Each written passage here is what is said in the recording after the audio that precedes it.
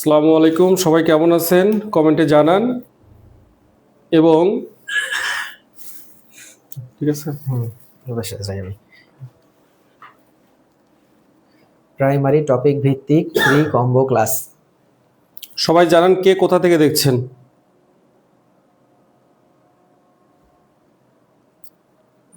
Class কেমন করতেছে বলতে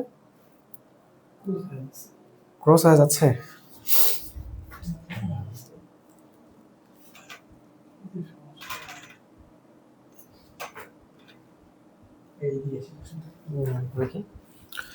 সবাই আমাদের লাইভটাকে একটু শেয়ার করে দেবেন। এরকম করছো কেন আজকে? এটা তো এরকম ছিল। আসসালামু আলাইকুম এন্ড ওয়েলকাম, সকলকে ওয়েলকাম করছি আমাদের আজকের লাইভে। একটু সময় দিয়ে সাহায্য করবেন, কারণ আমরা আমাদের একটু সেটআপটাকে ঠিক করার চেষ্টা করছি। শাইনুর শেয়ার ডান লিখছো, গুড। তন্নি সালাম দিয়েছে, ওয়ালাইকুম আসসালাম। ঠিক আছে আর নওগাঁর না, আমাদের নওগাঁ থেকে। আচ্ছা আচ্ছা, শহীদুর শাইনুর বলছে হচ্ছে বগুড়া থেকে। তারপরে আমাদের আরবি নামটা আমাদের এখনো আমাদের নাম জানাই নাই যে আসলে তার নাম কি। হ্যাঁ হ্যাঁ, তা একটু আরবি নাম যার একটু নামটা একটু লিখে দিলে আমরা হচ্ছে নামটা পড়ে এরপর থেকে ডাকতে পারবো। ওয়ালাইকুম আসসালাম। তারপরে আমাদের হচ্ছে মৌ সাতক্ষীরা থেকে দেখছি, গুড। আমাদের সিদ্ধাতুল মুনতাহা দেখছো, সালাম দিয়েছে, ওয়ালাইকুম আসসালাম। মুন উত্তরা থেকে, ঢাকা উত্তরা। আচ্ছা, তারপরে শেয়ার ডান। আমাদের স্বপ্নপুরি বলছে, হ্যালো স্যার, আপনাদের ক্লাসের জন্য ওয়েট করছিলাম। কিটা স্বরূপকাঠি থেকে, তবে ঝালকাঠি বললে আর রাগ করবো না, কারণ ওইটা আমার বাবার বাসা। কারণ আমরা সবসময় স্বরূপকাঠিকে ঝালকাঠি বলি। আচ্ছা আচ্ছা ওকে, আচ্ছা, তো সবাই ঠিক আছে। কেমন আছেন? আরিফা, হ্যাঁ, আমাদেরকে ওয়ালাইকুম ক্লিয়ারলি আসসালাম। দেখা যাচ্ছে কিনা, শোনা যাচ্ছে কিনা একটু কমেন্ট করেন। আর সবার আগে যেটা করবেন সেটা হচ্ছে লাইভটাকে একদম শেয়ার করে দেবেন। তানজিলা আপু, আপনি ধানমন্ডি থেকে আমরা জানি, কারণ ধানমন্ডি থেকে আমাদের বড়লোক জায়গা থেকে আপনি যুক্ত হয়েছেন, এই জন্য আপনাকে ওয়েলকাম। একজন লিখেছেন হুজুর। আচ্ছা, হুজুর বললেই হবে আপনাকে, আরবি লেখাকে উনি বলছে হুজুর বললেই হবে ও আপনাকে। আচ্ছা আচ্ছা আচ্ছা, হুজুর। হুজুর। জি হুজুর, একটা ছবি আছে না, জি হুজুর। সবাই কেমন আছেন বলেন তো? ভাইয়া, সবাইকে শীতের শুভেচ্ছা। কেমন আছেন আপনারা? ভাপা পিঠা নিয়ে এসে যদি শীতের শুভেচ্ছাটা দিতেন আরো বেশি খুশি হতাম। এর চেয়ে আরো বেশি খুশি হবো হচ্ছে খেজুরের রস খাওয়ালে। এক্স্যাক্টলি। আচ্ছা, আসসালামু আলাইকুম স্যার, আমি বরিশাল ভোলা থেকে। আচ্ছা, একদিন খেজুরের রস সবাই খেতে যাই, আমাদের ওদিকে কিন্তু পাওয়া যায়, আপনারা ভোরবেলা আসেন। আগে আমি গেছিলাম, ওনার নাম হচ্ছে নগেন হিন্দু সাধু। নগর, ওনার দাম বেশি। হ্যাঁ, দাম বেশি, বাট খাওয়া যায়। আচ্ছা, হবিগঞ্জ থেকে একদম ভোরে ভাইয়া, ভোরে। একদম 4:30টার দিকে, আমি একদিন নিয়ে এসেছিলাম রাত 10টার সময় নিয়ে এসেছিলাম। একদম রাত্রে বেলা। হ্যাঁ, আচ্ছা আচ্ছা তারপর পীরগাছা থেকে এক স্টুডেন্ট পাঠিয়ে দিয়েছিল, ওখান থেকে পরে আচ্ছা। আবার 120 সকল জন স্টুডেন্ট খাওয়াইছে। ভাই বোন যুক্ত হয়ে গিয়েছেন, নিউ মার্কেট থেকে দেখছেন আপনারা। আচ্ছা। একটু একটু একটু কাইন্ডলি সবাই একটু লাইভটাকে শেয়ার করে দেন। সবাই লাইভটাকে শেয়ার করে দিয়ে শেয়ার ডান লেখেন, কারণ আজকে চমৎকার কম্বো ক্লাস হবে। আপনারা জানেন আমাদের রেগুলার আয়োজন, রেগুলারই আমরা কম্বো ক্লাস নিচ্ছি। সো এই ক্লাসগুলো মিস করা কোনোভাবেই উচিত না। আর আপনাদের পরিচিত যারা জব প্রিপারেশন নিচ্ছে, বিশেষ করে প্রাইমারি, তাদের সবাইকে আপনারা চাইতে মেনশন করতে পারেন আমাদের পেজটাও, তাহলে তারা জানবে। হ্যাঁ, হ্যাঁ, আপনারা পেজটাকে মেনশন করে দেন। এবং হচ্ছে আপনাদের কি বলছে এটা, হাঁচি দিয়ে কুল পাচ্ছি না, আবার শীতের শুভেচ্ছা। ও আচ্ছা, হাসি দিয়ে শুভেচ্ছা পাচ্ছে না। ভাইয়া, আপনাদের অনেক সুন্দর লাগছে, থ্যাংক ইউ। এই কমেন্টটা দেখার জন্য আমাদের চোখ একদম তারপ্রাহা। আমি একটু মেকআপ করতে পারি নিতে হবে। সমস্যা নাই ভাই, আচ্ছা। আমরা ফিল্টার দিয়ে মেকআপ বানাই দিব। ও আচ্ছা আচ্ছা, ঠিক আমাদেরকে আছে। সুন্দর না লাগলে আমরা কিন্তু ক্লাস নেই না, এটা একটু সমস্যাই আমাদের। হ্যাঁ হ্যাঁ, ওকে, যারা দেখছেন অসংখ্য ধন্যবাদ। আর আগামীকালকে থেকে কিন্তু আমাদের পেইড ব্যাচের ক্লাস শুরু হচ্ছে। সো যারা এখনো আমাদের রিভিশন এন্ড সাজেশন ব্যাচে ভর্তি হননি, তারা কিন্তু মানে লাইভ চলাকালীন 100 টাকা ছাড়ে, মানে এই পেজের মধ্যে এসএমএস দিয়ে যুক্ত হয়ে যেতে পারেন। মাত্র 900 টাকায় অনেক কিছু পাচ্ছেন এই কোর্সের মধ্যে। ভাই, প্রাইমারি সহকারী শিক্ষক নাকি ডিসেম্বর জানুয়ারিতে হবে? ইতিমধ্যে চিঠি দেওয়া শুরু হয়েছে, দয়া করে জানাবেন। এরকম আপডেট আমরাও দেখেছি, বাট একদমই শিওর না, কারণ এরকম মানে ক্ষণে ক্ষণে আপডেট চেঞ্জ হতেই আছে। ওকে, সো এটা নিয়ে ওরিড হওয়ার কিছু নাই। যদি ডেট দিয়ে দেয়, আমরা দরকার হয় দিনে 2টা 3টা ক্লাসও নিয়ে নেবো, তাই না ভাইয়া? কিন্তু আমরা কোর্স শেষ করবো, এটা নিয়ে ওরিড হওয়ার কোনো দরকার নাই। আজকে আপনাদের অনেক ফুরফুরা লাগছে, মারুফ ভাইকে দেখে বলছে আজকে। মারুফ ভাই, আপনার ফুরফুরা লাগছে কেন বলেন তো? আমাকে ফিল্টার ইউজ লাগবে নাকি সেটা একটু বলো একটু তোমরা, না হলে তো সুন্দর না লাগলে ক্লাস দিব না আজকে। আপনাদের সুন্দর লাগছে বরাবরই। বাহ রুকাইয়া আপু, এটা ভালো লাগছে। ওকে, আচ্ছা, ওই যে আমাদের ইয়াতে গ্রুপে অনেকেই মেসেজ দিয়ে রুটিন চাই যে আমরা ক্লাস নিব, হ্যাঁ, মানে একটা রুটিন চাই, আপনি একটু ধারণা দেন যে আসলে এটা কেমন হবে। আচ্ছা, আমাদের প্রতিদিন 9:30টায় ক্লাস হবে, 2 দিন হবে ম্যাথ ক্লাস, 2 দিন হবে ইংলিশ ক্লাস, আর 2 দিনের একদিন বাংলা একদিন জিকে, এইভাবে হবে। সাপোজ আজকে শনিবার হলো ম্যাথ ক্লাস, কালকে রবিবার হবে হচ্ছে বাংলা ক্লাস, পরশুদিন সোমবার হবে হচ্ছে ইংরেজি class। ইংলিশ ক্লাস, তারপরে আবার এই তিনটাই রিপিট, মানে এইভাবে করে রাত 9:30টায় আমরা এটাও গ্রুপের মধ্যে দিয়ে দেবো, আমরা তো মনে হয় প্রথম দিনের ক্লাসে আমরা রুটিনটা দিয়ে দেবো। আচ্ছা, প্রথম দিনের ক্লাসে, কালকের ক্লাসে আমরা দিয়ে দেবো ইনশাআল্লাহ। ওকে ওকে, আসসালামু আলাইকুম। মিথিলা আপু সালাম দিয়েছেন। ওয়ালাইকুম আসসালাম মিথিলা আপু, কি অবস্থা? শেয়ার ডান স্যার, সবাইকে কেমন আছেন? সবাইকে অনেক সুন্দর লাগছে, থ্যাংক ইউ। এই এসএমএসটাই বা হচ্ছে এইটাই দেখতে চাই। প্রধান শিক্ষক এক্সাম ব্যাচ আছে কি? এক্সাম ব্যাচ এখন আমরা শুরু করিনি, তবে পরীক্ষার যদি ডেট দিয়ে দেয় আমরা একটা সুন্দর করে রুটিন করে একটা এক্সাম ব্যাচ নিয়ে ফেলবো, তাই না ভাইয়া? হ্যাঁ ওকে, তাহলে আজকের আমরা ক্লাস শুরু করতে পারি। আমার মনে হয় ভর্তি হয়েছি অনেকদিন হলো, বই তো পেলাম না। আচ্ছা রেশমা আপু, আমরা হয়তো বা বলেছি বইটা শেষ হয়ে গিয়েছে, আমাদের বইটা নতুন করে আবার প্রেসে গিয়েছে, এটা আপনারা আগামী বৃহস্পতিবার শুক্রবারের মধ্যে হোপফুলি পেয়ে যাবেন। ওকে স্যার, লাকসাম থেকে দেখছি। ওকে ফাইন, লাকসাম থেকে। মারুফ স্যারের ইংরেজি ক্লাসটা অনেক সুন্দর। অবশ্যই মারুফ স্যারের ইংলিশ ক্লাস সবসময় সুন্দর। স্যার আপনাদের ফিল্টার লাগবে না, ফেস না দেখে শুধু মাথার চুল দেখবো আমরা, চুল তো পুরাই উড়াধুরা। আল্লাহ, যে চুল আমাদের কম, মানে অপমান করলেন মনে হয় আমার, বিশেষ করে। না ভাইয়া ফিল্টার লাগবে না, আপনারা এমনিতেই সুন্দর। এটা কি মৃদু অপমান ছিল আপু? ভূমিধস এটা কি মৃদু অপমান ছিল নাকি একদম ভূমিধস অপমান ছিল? আসসালামু আলাইকুম ভাইয়ারা, কেমন আছেন? আলহামদুলিল্লাহ ভালো আছি। তাহলে আজকে আমাদের প্রথমে কি ক্লাস হবে স্যার? আজকে যে ম্যাথ, সবাই ম্যাথের জন্য অস্থির হয়ে আছে। ম্যাথের জুয়েল জন্য স্যারের ম্যাজিক, প্রথমে আমাদের জুয়েল স্যারের ম্যাজিক। ওকে ফাইন, তাহলে জুয়েল স্যার আপনি একটু, জুয়েল স্যার কি চমৎকার একটা ক্লাস নিবে। আপনার কিন্তু একটা শর্ত আছে, হ্যাঁ, সবাইকে শেয়ার দিতে শেয়ার দিতে হবে। এক্স্যাক্টলি। আমি শেয়ার না দিলে ক্লাস কিন্তু শেষ জুয়েল করব। স্যারের একটা অভ্যাস হলো, শেয়ার না দিলে জুয়েল স্যারের মানে মুড অন হয়। তানিশা মৌ, আমার এসএমএস কেউ করে না। মৌ আপু, big shout out to you. এখন একটাই কথা, আপনারা জুয়েল স্যারের ক্লাসটাকে শেয়ার করে দেন, কারণ 100 শেয়ার না হলে কিন্তু জুয়েল স্যারের মুড অন হয় না। খুব হ্যাঁ। দ্রুত 100 শেয়ার দিয়ে দেন, আমরা দেখি 100 শেয়ার। জুয়েল স্যার যদি একবার দেখে যে 100 শেয়ার হয়ে গেছে, তাহলে একদম সেই ক্লাস হবে, সেই ক্লাস। তো আপনারা যেটা করবেন, একটু কষ্ট করে শেয়ারটা দিয়ে দেন এবং আমরা আজকের ক্লাসটা তাহলে শুরু করি। সবাই ভালো করে লাভলি একটু রিঅ্যাক্ট। হ্যাঁ, আমার কথা, সবাই টুকটুক করে লাভ রিঅ্যাক্টটা দেন। আপনারা সবাই খুব ভালো ক্লাস করান, থ্যাংক ইউ। এখন পর্যন্ত 26টা শেয়ার হয়েছে, খুব দ্রুত 100 শেয়ার করে ফেলেন তো, খুব দ্রুত করে ফেলেন, খুব দ্রুত। এই যে শেয়ার ডান লেখা শুরু করেছে, আফরিন আপু শেয়ার ডান, ওমর ফারুক ভাই শেয়ার ডান, আমি রুকাই আপু। এটা কিন্তু সিক্রেট, জুয়েল স্যারের সিক্রেট হলো 100 শেয়ার না হওয়া পর্যন্ত মুড অন হয়। আচ্ছা, সবাই একটু শেয়ার ডান। হ্যাঁ, হুজুর বলছে হচ্ছে বই পাইনি, বই হ্যাঁ অপেক্ষায় রইলাম। হ্যাঁ অবশ্যই অপেক্ষায় থাকতে হবে একটু। হ্যাঁ, আমাদের ক্লাস 2-3টা করেন, সমস্যা না। আচ্ছা আমি বলি কি, মানে প্রথমেই বই হাতে থাকতে হবে এমন না, প্রথম দিকে যে আমরা বেসিক ক্লাসগুলো নেই, হ্যাঁ বেসিক একদম ক্লাসগুলো নেই। সুন্দর করে স্লাইড করে নেই, ওটা আপনার দেখবেন যে বইয়ের সাথে অত কানেকশন নাই। হ্যাঁ, তো এই বইয়ের ব্যাপারটা আপনারা ওই যে অনেক মেসেজ করেন, আমাদের অনেকে মেসেজ করতেছেন, তো আমাদের যে আর কি পেজের যে অ্যাডমিন, এই অ্যানসার দিতে দিতে একদম ক্লান্ত, হাঁপায় যাচ্ছে। আমরা যদিও বলতেছি ক্লাসে, অনেক কেউ শুনতেছে কেউ শুনতেছে না, যে আমাদের বইগুলো শেষ হয়ে গেছে, যার কারণে একটু সময় লাগতেছে, আর প্রেসে না খুব লেন্দি হয় ব্যাপার ভাইয়া, এটাই। আরেকটা বিষয়, মানে ভয়ের কিন্তু কোনো কারণ নাই, যে অনেকে আমি শুনি যে অনেকে যে ফেক প্ল্যাটফর্ম থাকে, তো আরে এটা তো ক্যারিয়ার, কিন্তু এতদিন থেকে আপনারা আমাদেরকে চিনেনি, এটা নিয়ে কোনো ইস্যু নাই। এতটুকু মাথায় রাখবেন, এই যে তিনটা মুখ, এই তিনটা মুখ একটাও ফেক না, ঠিক আছে?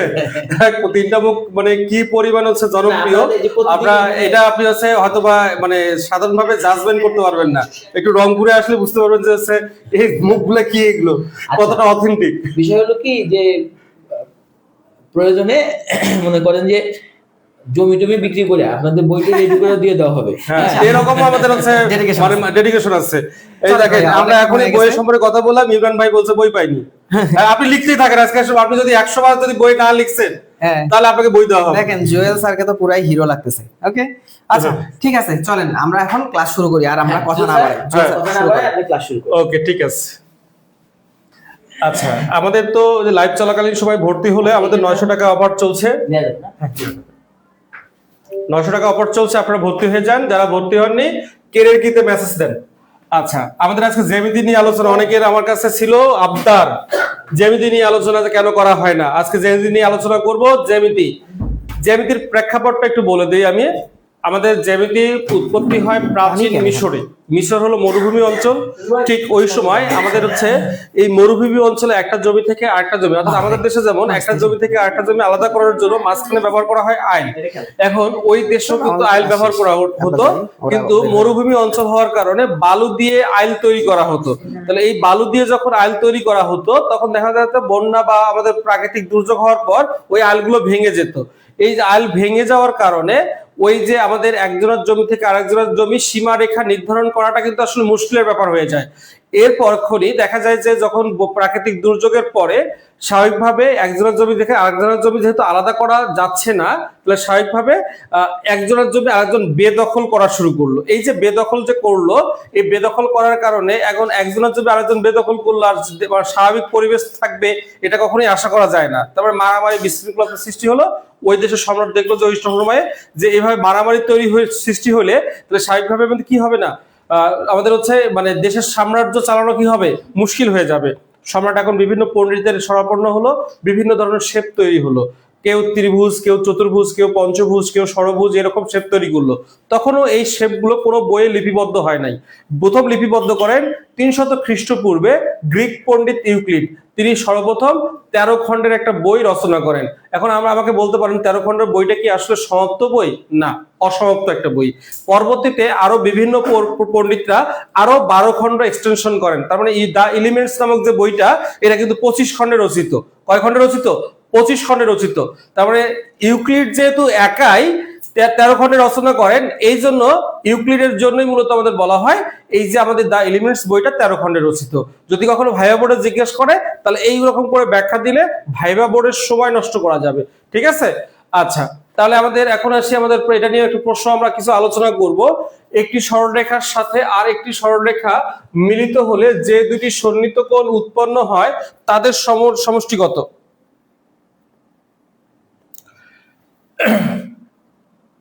একটি সরলরেখার সাথে আরেকটা সরলরেখা মিলিত হলো, যদি এটা রশ্মি মিলিত হয়েছে তাহলে যে দুইটা সন্নিহিত কোণ উৎপন্ন হয়েছে। এখন কথা হলো সন্নিহিত কোণ মানে কি? এই সন্নিহিত কোণ মানে কি? সন্নিহিত কোণ মানে হলো যখন দুইটা কোণের একটা সাধারণ বাহু থাকবে তখন সেটাকে বলা হয় সন্নিহিত কোণ। তাহলে এখানে আমাদের দুইটা সন্নিহিত কোণ আছে আর এটা একটা সরল কোণ, তাহলে এক সরল কোণ সমান কত ডিগ্রি? 180 ডিগ্রি। তার মানে এই দুইটা কোণের যোগফল কত ডিগ্রি হবে? 180 ডিগ্রি হবে। উত্তর 180 ডিগ্রি।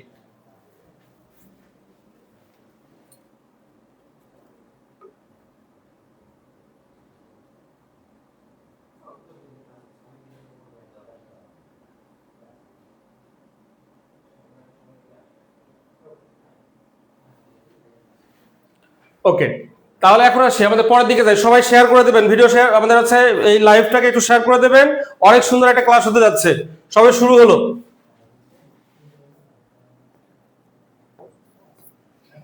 এবার আসি 40 ডিগ্রি এর পূরক কোণ কোনটি?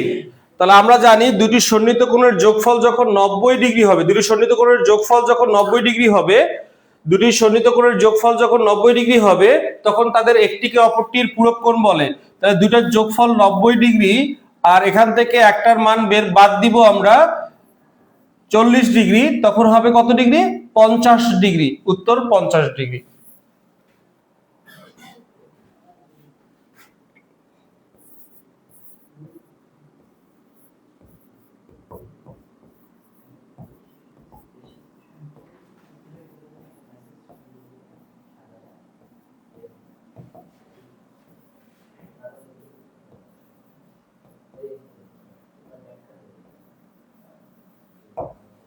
সবাই এই প্রশ্নটার উত্তর দাও দেখি। 60 ডিগ্রি এর পূরক কোণের অর্ধেক কত? হ্যাঁ, প্রিয়া গতকাল ভর্তি হয়েছে, থ্যাংক ইউ বোন। অনেকে তো উত্তর দিয়েছে সুন্দর সুন্দর, গুড, অনেক মজা। সবাই সবাই সবাই কমেন্ট করো, কমেন্ট করো। 60 ডিগ্রি এর পূরক কোণের অর্ধেক কত? 60 ডিগ্রি এর পূরক কোণের অর্ধেক কত? বলো বলো, সবাই উত্তর বলো। 60 ডিগ্রি এর পূরক কোণের অর্ধেক কত?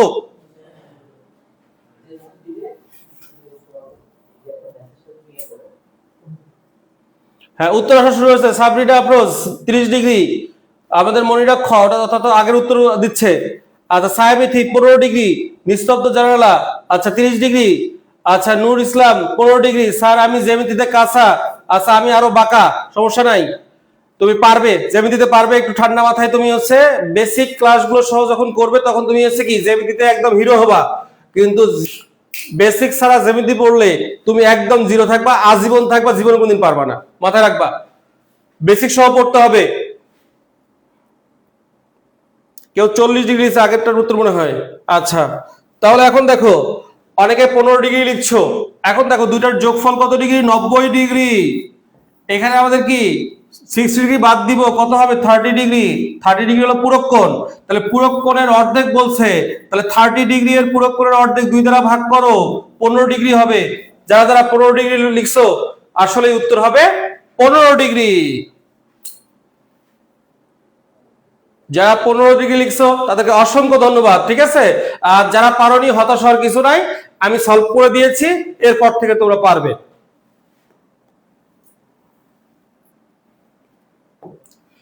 দুটি কোণের পরিমাপের যোগফল 2 সমকোণ হলে তারা কি হবে? তাহলে এখন আসো, দুইটি কোণের পরিমাপের যোগফল, তাহলে আমাদের এই যে এখানে আমাদের সম্পূরক কোণ আছে, তাহলে আমাদের এই দুটো কোণের যোগফল আমাদের কি 2 সমকোণ। 2 সমকোণ মানে কত ডিগ্রি? 180 ডিগ্রি। তাহলে 180 ডিগ্রি, দুটি কোণের যোগফল যখন 180 ডিগ্রি হয় তাদেরকে বলা হয় সম্পূরক কোণ। কি বলা হয়? সম্পূরক কোণ। উত্তর সম্পূরক কোণ।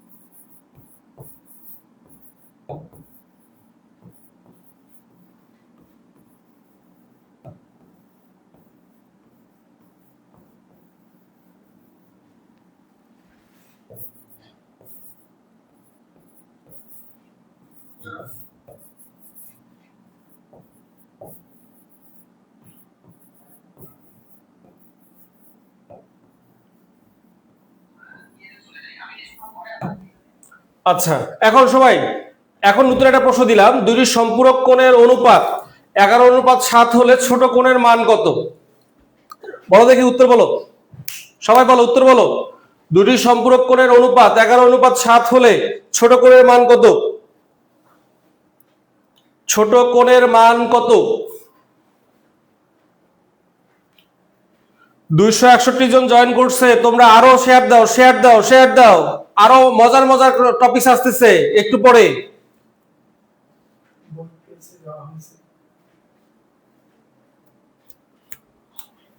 গুড, অনেকে উত্তর করতেছে। তাহলে দুটো সম্পূরক কোণের যোগফল কত ডিগ্রি? 180 ডিগ্রি। এরপর আমাদের অনুপাতের যোগফল কত? তাহলে অনুপাতের যোগফল 11 এবং 7 যোগ করলে হয় 18। এবার ক্ষুদ্রতর কোণের মান বের করতে বলছে, এই জন্য ক্ষুদ্রতর কোণ দ্বারা গুণ করব আমরা। কাটো 10, 7 10 70 ডিগ্রি। উত্তর হবে 70 ডিগ্রি। বাহ, অনেকে সুন্দর সুন্দর, এই তো সবাই তো উত্তর করতেছে, কত সুন্দর উত্তর করতেছে, বাহ চমৎকার।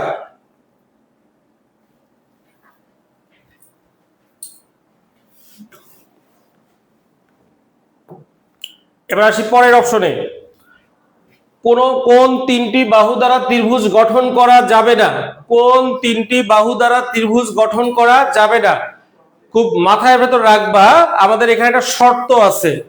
ত্রিভুজের যে কোনো দুই বাহুর যোগফল, ত্রিভুজের যে কোনো দুই বাহুর যোগফল তৃতীয় বাহু অপেক্ষা বৃহত্তর হবে। ত্রিভুজের যে কোনো দুই বাহুর যোগফল 3 4 5। এখন এত সেন্টিমিটার দ্বারা ত্রিভুজ অঙ্কন করা সম্ভব কি না? তাহলে আমাদের দেখো দেখি 3 4 5 লিখতে হলে 5টাকে একদম শেষে রাখছি না? শেষে মানে কি 3 নম্বর বাহুতে রাখছি। শেষে মানে কয় নম্বর বাহুতে রাখছি? 3 নম্বর বাহুতে রাখছি। তাহলে তৃতীয় বাহু সবসময় বৃহত্তর হবে।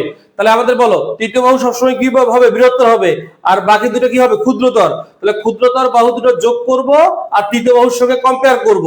তাহলে ক্ষুদ্রতর বাহু দুটো যোগ করো, 3 যোগ 4 আমাদের কত হয় 3 যোগ 4 মানে 7, যার তৃতীয় বাহু অপেক্ষা যোগফল বড়, তার মানে অঙ্কন করা সম্ভব হবে, তার মানে এটা অঙ্কন করা সম্ভব হবে। এরপর আসো সম্ভব নয় কোনটা, এটা বের করতে বলছে। তাহলে দেখো দেখি প্রথম দুটো যোগ করো তো 6, 6 5 অপেক্ষা বড়, এটা অঙ্কন করা সম্ভব।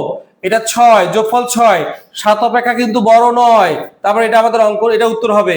এই আমাদের 2 4 7 এই তিনটা বাহু দ্বারা ত্রিভুজ অঙ্কন করা সম্ভব নয়। অনেকে খ লিখতেছে, খ হবে না, উত্তর হবে গ। ঠিক আছে, উত্তর হবে কি গ। তাহলে আমাদের বাকিগুলো দিয়ে অঙ্কন করা সম্ভব। এখানে আমাদের 7 হবে, যার 6 অপেক্ষা বড়।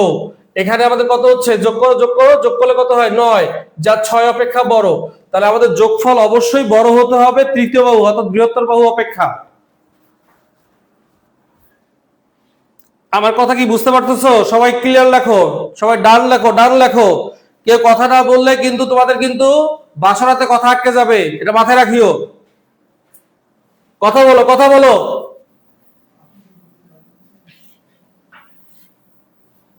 সবাই বুঝতেছো কি?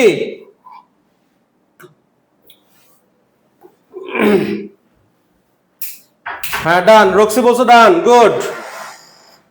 এবার আসো, একটি ত্রিভুজের 3টি কোণের অনুপাত 1:2:3, ত্রিভুজটি কিরূপ হবে? তাহলে 1:2:3, তাহলে 3টা অনুপাত ধরে নাও তোমরা। তাহলে আমাদের হচ্ছে x, পরেরটা আমাদের কি 2x, আরটা আমাদের 3x। তাহলে আমাদের x 2x 3x, আমরা বাহু আমাদের কোণের মানগুলো ধরে নিয়েছি। এবার কোণের মানগুলো যোগ করে দিব, অথবা তোমরা এভাবে যদি না করো, আরেকটা নিয়ম শেখাচ্ছি একটু পরে, যোগ করে দেই। তাহলে ইকুয়াল টু কত 180 ডিগ্রি। তাহলে এই সবগুলো যোগ করলে হবে 6x equal to 180 degree. x is equal to 30 degree. মনে রাখবা, যখন যদি তোমাদের ত্রিভুজটি কি রূপ হবে এটা যদি চাই, সবসময় বড় কোণের মানটা বের করবা। কেন বড় কোণের মান বের করবে একটু পরে বলতেছি। তাহলে 3 ইন্টু 30 ডিগ্রি, তাহলে কত ডিগ্রি হবে 90 ডিগ্রি। এই বড় কোণটাকে সবসময় 90 এর সঙ্গে তুলনা করবা, বড় কোণটাকে সবসময় 90 এর সঙ্গে তুলনা করবা। 90 এর সমান হলে সমকোণী ত্রিভুজ, ওই বড় কোণটা 90 অপেক্ষা বড় হলে আমাদের কি হবে স্থূলকোণী ত্রিভুজ, 90 অপেক্ষা ছোট হলে, বড় কোণটা 90 অপেক্ষা ছোট হলে সূক্ষ্মকোণী ত্রিভুজ। ঠিক আছে, তাহলে আমাদের 90 এর সঙ্গে তুলনা করব, 90 এর সমান হলে সমকোণী, 90 অপেক্ষা বড় হলে স্থূলকোণী, 90 অপেক্ষা ছোট হলে সূক্ষ্মকোণী। ঠিক আছে, তাহলে এটা কি 90 এর সমান, তার মানে কি হবে সমকোণী। তাহলে আমরা চাইলে এইভাবে করতে পারতাম, ত্রিভুজের 3 কোণের সমষ্টি 180 ডিগ্রি। এবার অনুপাতগুলো যোগ করো 6, এবার বৃহত্তর কোণের মানটা বের করব 3, কাটো 30, 3 30 কত হয় 90। এই 90 আমাদের বৃহত্তর কোণ, বৃহত্তর কোণ 90 এর সমান, তার মানে অবশ্যই সমকোণী ত্রিভুজ। তোমরা চাইলে ওইভাবেও করতে পারো। বুঝতে পারছো?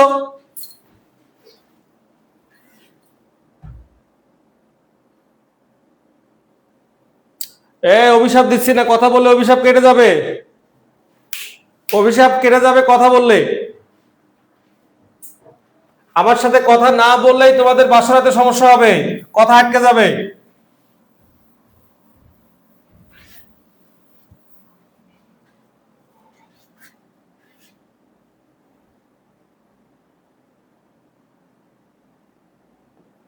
আচ্ছা তোমরা এটা বলো দেখি, যেহেতু সমকোণী আসলো একটা প্রশ্ন দেই আমি। সমকোণী ত্রিভুজের সূক্ষ্ম কোণদ্বয়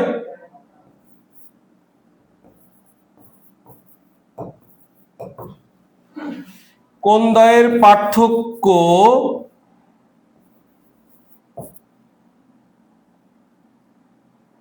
6 ডিগ্রি হলে ক্ষুদ্রতর কোণের মান কত?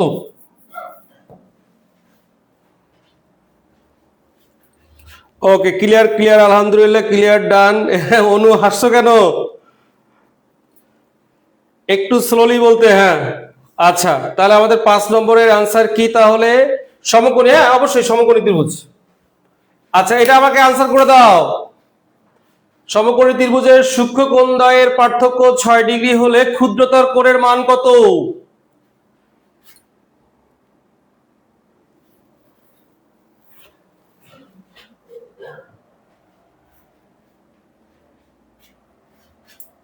ভাইয়া কি যে সহজ লাগে, থ্যাংক ইউ সাথী।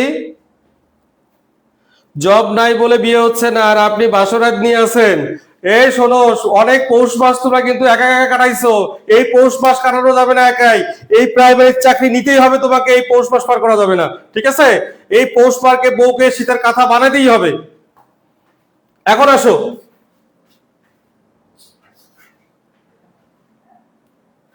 এখন আসো, এটা উত্তর কত? 42, এই তো বের হচ্ছে। এখন আসো, আমাদের হচ্ছে বৃহত্তর সূক্ষ্মকোণ কয়টা আমাদের আছে? সমকোণী ত্রিভুজে 3টা কোণ আছে, একটা আমাদের 90 ডিগ্রি মানে সমকোণ, আর বাকি দুটো হলো সূক্ষ্মকোণ। তাহলে সূক্ষ্মকোণ দ্বয়ের পার্থক্য বলছে, তাহলে সূক্ষ্মকোণ দ্বয়ের পার্থক্য বলছে নয়, একটা আমাদের তাদের মধ্যে বড় থাকবে, আর একটা কি থাকবে? ছোট থাকবে। আমি ছোটটা ধরে নিলাম x, আর বড়টা দিয়ে দিলাম x + 6, অর্থাৎ পার্থক্যের সঙ্গে আমরা আগেরটা যোগ করে দিলাম। তাহলে এখন আসো, x + 6 degree is equal to কত? 90। কেন আমি 90 এর সঙ্গে তুলনা করলাম? সমকোণী ত্রিভুজের 3টা কোণের মধ্যে একটা কোণের মান 90 ডিগ্রি, আর বাকি দুটোর যোগফল হবে 90 ডিগ্রি।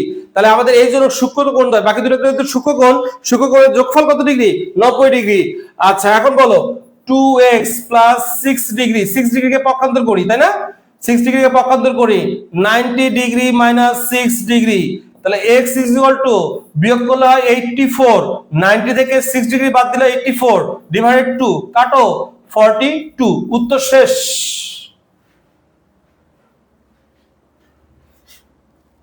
দীপিকা বলতেছে আর এই সব বলেন না। আচ্ছা আচ্ছা, শীতকাল চলে আসছে, সাবধান। যেমনি আমিও পারি না এমনি পড়াচ্ছি, তোমরা পারবা।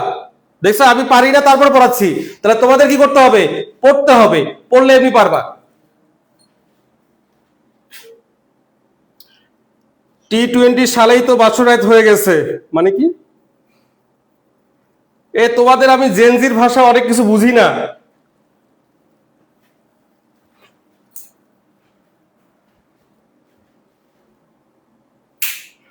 আচ্ছা, এখন আসো পরের দিকে আগাই। এবার 6 নম্বর কি বলছে বলো?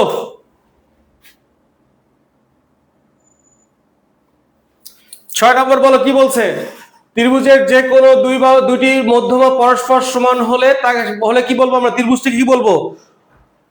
খুব ঠান্ডা মাথায় মাথার ভেতর ঢুকায় নাও, একটা ত্রিভুজের যে কয়টা বাহু সমান তার সবগুলোই সমান। সে কয়টা করে? সমবাহু ত্রিভুজের 3টা বাহু সমান, তার মানে 3টা মধ্যমা সমান হবে, 3টা অন্তস্থ কোণ সমান হবে, 3টা বহিস্থ কোণ সমান হবে। এবার সমদ্বিবাহু ত্রিভুজে 2টা বাহু সমান, 2টা মধ্যমা সমান হবে, 2টা অন্তস্থ কোণ সমান হবে, 2টা বহিস্থ কোণ সমান হবে। আচ্ছা, বিষমবাহু ত্রিভুজে 3টা বাহু অসমান, তাহলে 3টা মধ্যমা অসমান হবে, 3টা বহিস্থ কোণ অসমান হবে, 3টা অন্তস্থ কোণ অসমান হবে। এবার মাথার ভেতর ঢুকে নাও দেখি একটু তোমরা, যে আমাদের 2টা মধ্যমা কি বলছে? কই গেল বাবা? আয় আয়। আচ্ছা, তাহলে 2টা মধ্যমা পরস্পর সমান, তার মানে কি? যে কয়টা বাহু সমান তার মধ্যমাও সে কয়টা সমান। 2টা বাহুর মধ্যমা সমান মানে কি? 2টা বাহু সমান। তাহলে 2টা বাহু সমান কোথায়?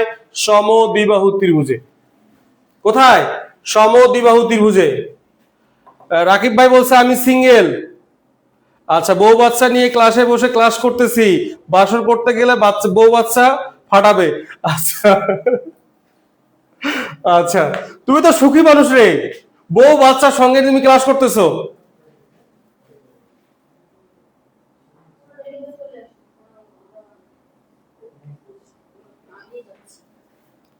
আচ্ছা, হ্যাঁ,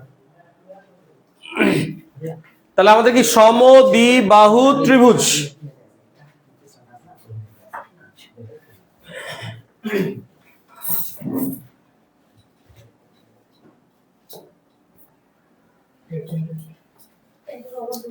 কোন ত্রিভুজের মধ্যমা 3টি যে বিন্দুতে ছেদ করে তাকে কি বলবো আমরা? কোন ত্রিভুজের মধ্যমা 3টি যে বিন্দুতে ছেদ করে তাকে কি বলবো? তোমাদের এটাতে বারবার প্যাচ লাগে, আজকের পর জীবনে কোনোদিন প্যাচ লাগবে না। এখন দেখো কেমনে প্যাচ লাগবে না। সুন্দর একটা ছন্দ মনে রাখবা, পরি ভালোবাসে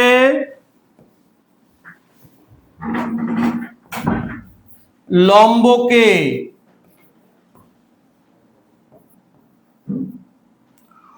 অন্ত পায় কোণ। ভরের মাধ্যমে কি লিখছি? পরি ভালোবাসে লম্বকে অন্ত পায় কোন? আচ্ছা, পরি ভালোবাসে লম্বকে অন্ত পায় কোন ভরের মাধ্যমে? পরি মানে পরিকেন্দ্র, ভালোবাসে লম্বকে মানে লম্ব দ্বিখণ্ডক।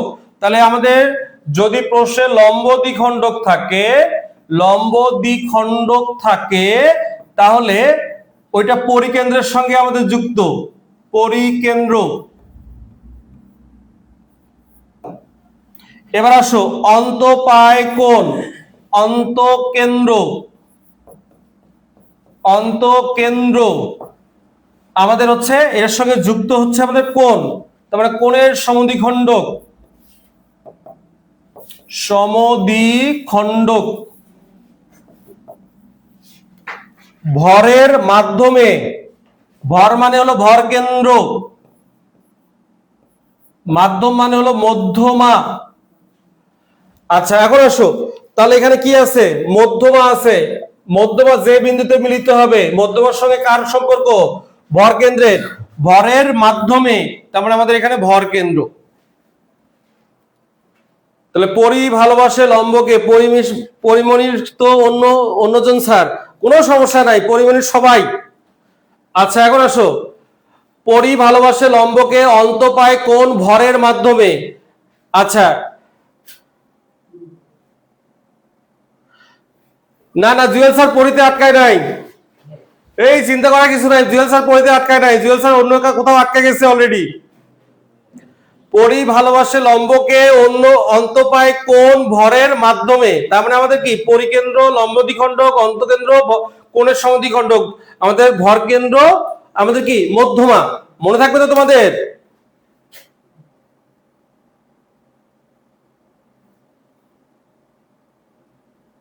ও আচ্ছা আচ্ছা, আমি বিবাহিত কিনা, আচ্ছা মহা মুশকিলের ব্যাপার। আমার একটা ছেলে আছে,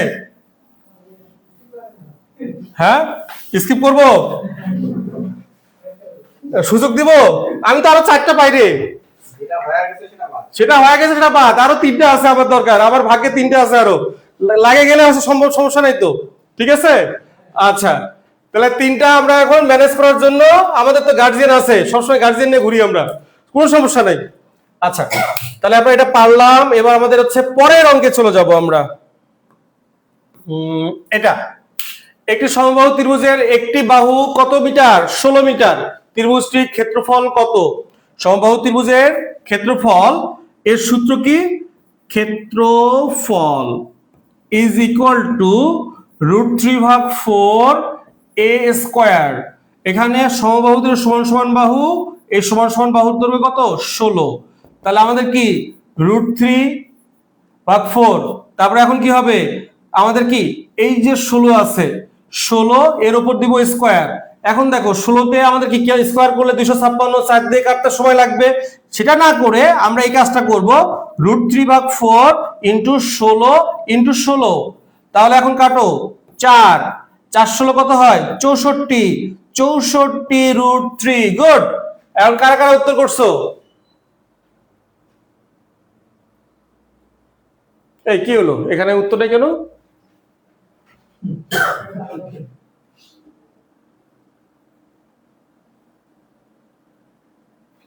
এই যে 64 √3 হবে, এখানে তোমরা একটু √3 করে নাও।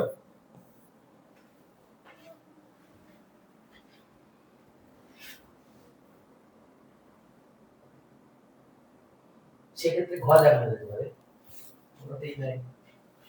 এটা করা যেতে পারে, ঘর নম্বর তোমাদের ইচ্ছা জাগাইতে পারো তোমরা। আর হ্যাঁ, এখানে যদি না থাকে, আমি কোনোদিন এটা দেখি নাই, তাহলে তোমাদের উত্তর হবে এটা। যেহেতু আমাদের নাই 64 হ্যাঁ ঘ নম্বর, হ্যাঁ 64 √3 যেহেতু নাই, আমাদের ঘ নম্বর হবে। এই বর্তমান মেয়েদের মানে স্টুডেন্টের কোনো স্থান নাই রে, স্টুডেন্টের কোনো স্থান নাই হচ্ছে কোনো টিচারের কাছে। স্টুডেন্ট ছাড়াও পৃথিবীতে অনেক মেয়ে আছে। কি বের হলো?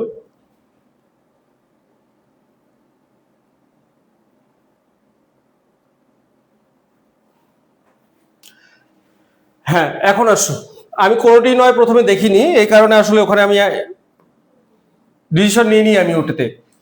আচ্ছা, একটি দেখো, একটি রম্বসের ক্ষেত্রফল কর্ণের দৈর্ঘ্য কত? 8 সেন্টিমিটার এবং 6 সেন্টিমিটার হলে এর ক্ষেত্রফল কত? এখন আসো, কত সহজ অঙ্ক এটা। আচ্ছা, আমাদের এতটুকু জানি, রম্বসের ক্ষেত্রফল সমান হাফ গুণন কর্ণদ্বয়ের গুণফল।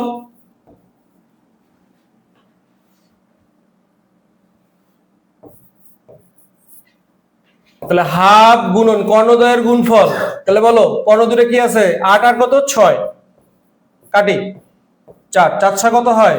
24। উত্তর 24 কোথায় আছে?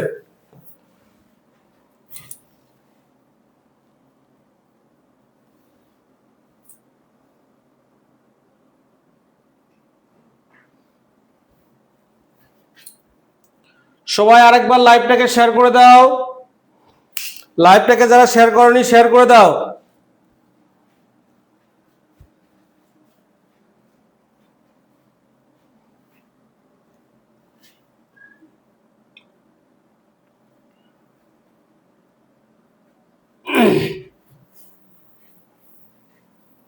এরপর আসি পরেরটাতে।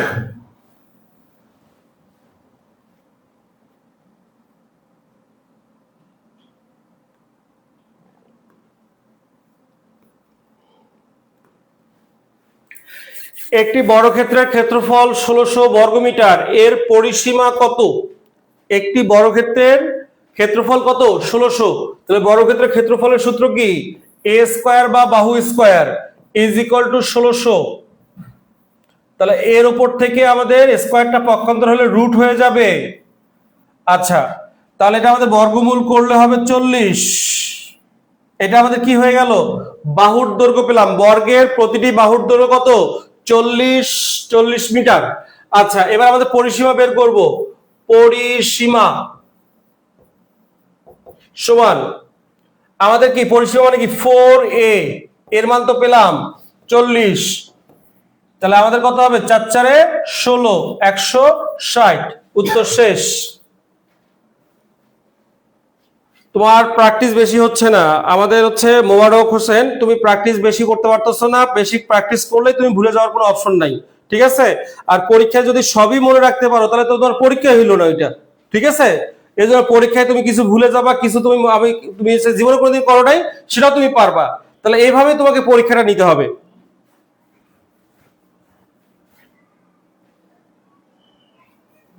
আচ্ছা, বর্গমূল কিভাবে করবা? দেখো, খুবই সহজ জিনিস এইটা। তাহলে দেখো, এখানে জোড় সংখ্যক শূন্য থাকতে হবে। তাহলে জোড় সংখ্যক শূন্য থাকলে দুইটার প্রতি আমরা একটা শূন্য নিতে পারবো। তাহলে দুইটার জন্য কয়টা নিতে পারবো? একটা। আর আমাদের 16-র উপর রুট দিলে কত হয়? 4। খুব সহজ জিনিস। এটা বলো দেখি।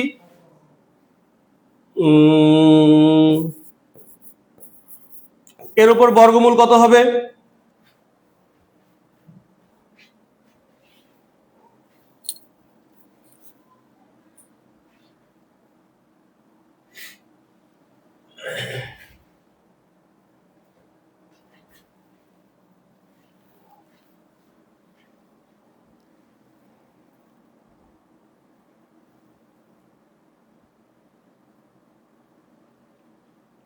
হ্যাঁ, নূর লিখছে হচ্ছে 80, তারপরে আমাদের শিউলি লিখছো 80, তারপরে প্রিয়া লিখছো 80, তারপরে মিষ্টি হাসি লিখছো 80। গুড, এই তো। হ্যাঁ, পেইড ব্যাচে এক্সাম নিব কিনা? হ্যাঁ, পেইড ব্যাচে আমরা এক্সাম নিব, অবশ্যই নিব। 80। বিপ্লব,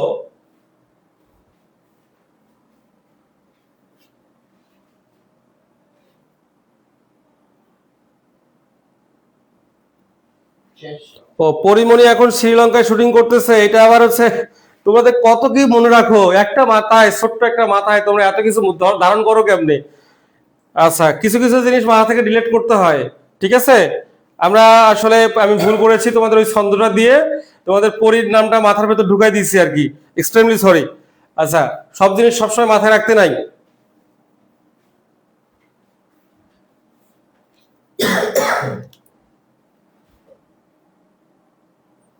আগামী দিন আমাদের রিভিশন ক্লাস শুরু হবে। আমাদের আগামী দিন ঠিক 9:30টায় আমরা রিভিশন ক্লাস শুরু করবো ইনশাল্লাহ।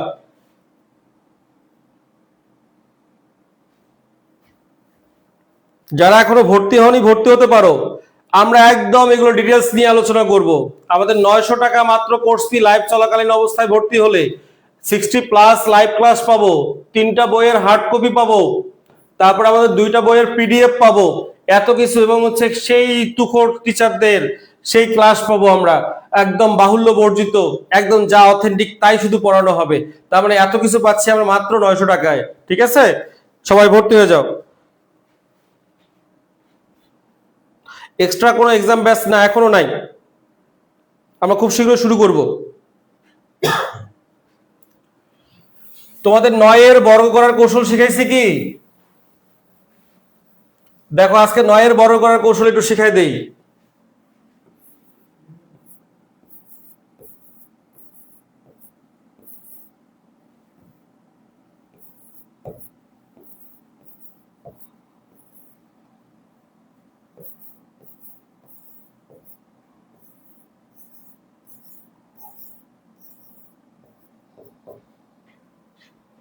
আচ্ছা, অনেকে বলছো ভর্তি হয়েছি গতকাল।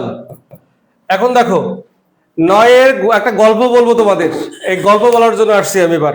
9-এর বড় করব, আর এটা আমাদের 2013 সালের সমাজসেবা মন্ত্রণালয় পরীক্ষা আসছিল, 999 square is equal too hot. দেখো এই কৌশলটা দেখো, শিখে রাখো, খুব কাজে দেবে। দেখো এখানে 4টা 9 আছে, সরি 5টা 9 আছে। 5টা 9-এর মধ্যে 4টা 9 বিয়ের জন্য উপযুক্ত।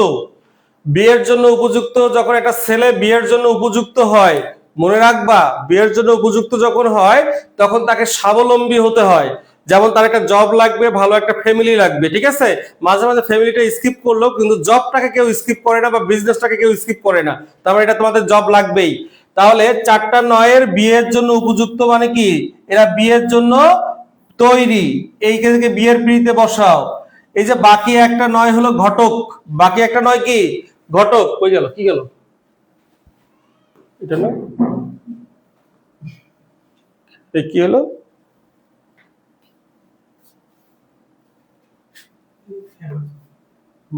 এরপর আচ্ছা,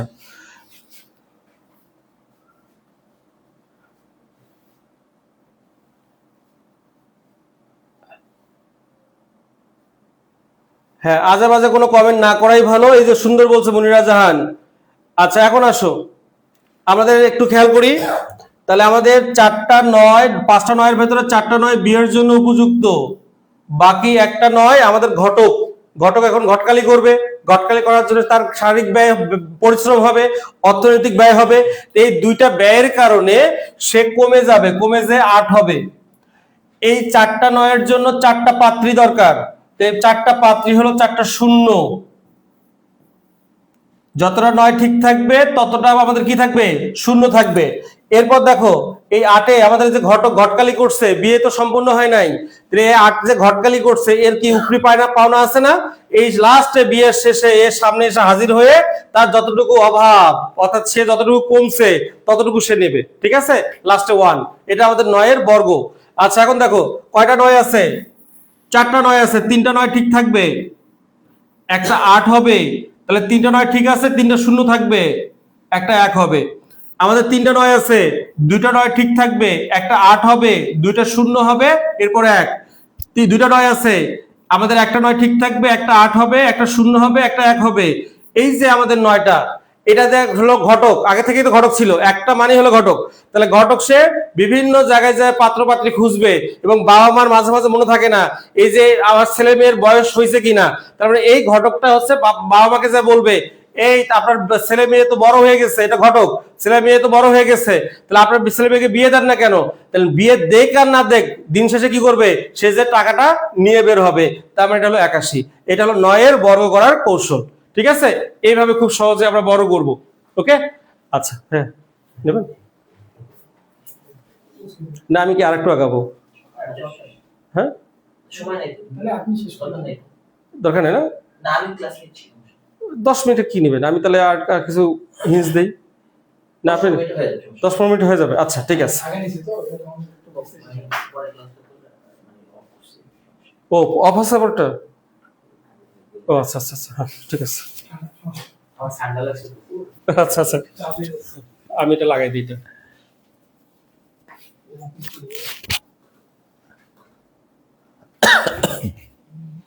এই ক্লাসটা কেমন লাগলো সবাই একটু জানাও। সবাই লিখছে নাইস নাইস। আসসালামু আলাইকুম। সবাই তো চমৎকার ম্যাথ ক্লাস করলেন, এখন একটু ইংলিশ ক্লাস।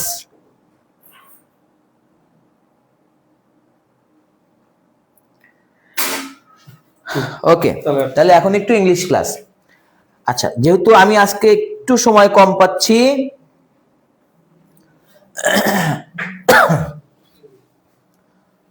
যে ঠান্ডা লাগছে একটু, আমার পরে একটা পেইড ব্যাচের ক্লাস ছিল, ওটা একটু ঠান্ডার কারণে বাতিল করলাম, ওই যে গলাতে শুধু আটকে যাচ্ছে।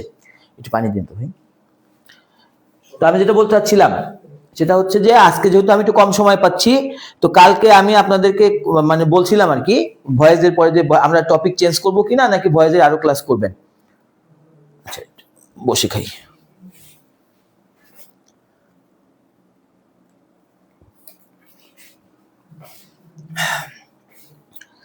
তো আপনারা বলছেন যে ভয়েসের আরেকটা ক্লাস চাইছিলেন, তো বেশি না, আজকে আমরা তাহলে ধরেন যে আমরা আজকে কয়েকটা ভয়েস টয়েস করি, যেহেতু সময় কম, বেশি তো করতে পারবো না।